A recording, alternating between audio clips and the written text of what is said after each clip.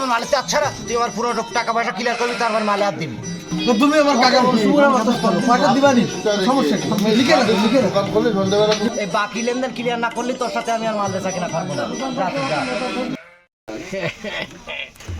এই কি কাকা কাজটা বলা ভালো আসছে না, কান্ডা কই তো শুনো।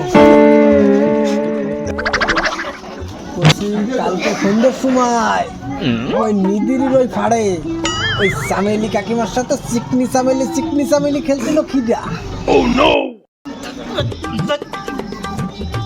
এই তোর যা লাগে তুই নেটে সব দিন। কাকা পড়েছো জবনের হাতে, কাকা খেতে হবে সাথে।